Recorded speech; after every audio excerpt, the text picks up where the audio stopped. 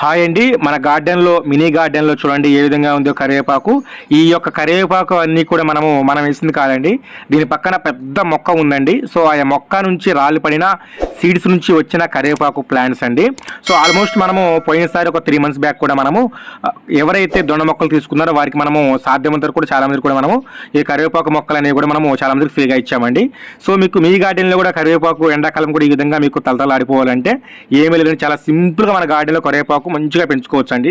ఏమీ లేదండి, మనము ఒక లీటర్ వాటర్ తీసేసుకొని లీటర్ వాటర్లో మనకి బయట మార్కెట్లో హోల్సేల్ కానీ లేకుంటే రీటైల్ స్టాల్లో కానీ షాపుల్లో కానీ పటిక దొరుకుతూ ఉంటుంది. సో, స్పటిక అంటే ఏంటంటే మనకి ఇళ్ళకి దిష్టి తగలకుండా మనము కడతాం కదండి ఎర్రగుడ్డలో, అందుట్లో ఉండే స్పటిక అనేది ఒక 5 నుంచి 10 గ్రాములు తీసేసుకొని ఆ లీటర్ వాటర్లో మొత్తాన్ని కూడా మీరు కలిపేసుకున్న తర్వాత ఆ యొక్క వాటర్ని మనము ఈవినింగ్ కానీ మార్నింగ్ కానీ స్ప్రే చేసుకోవటం వల్ల వీటిలో ఉండే ప్రోటీన్స్ విటమిన్ డి అనేది ఎక్కువగా అబ్జర్వ్ చేసుకొని ప్లాంట్ అనేది పచ్చగా ఉండడానికి అవకాశం అనేది ఉంటుందండి.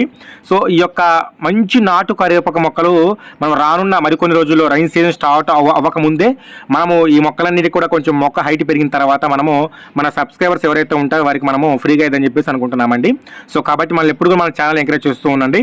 రానున్న మరికొన్ని రోజుల్లో కూడా మనము గివ్వే కూడా ఇస్తున్నామండి. చూడండి, ఈ మొక్క ద్వారా రాలి పడిన సీడ్స్ నుంచి వచ్చిన మొత్తం చూడండి, ఈ మొక్క నుంచి రాలిపడిన ఇవన్నీ కూడా కరివేపాకు మొక్కలండి.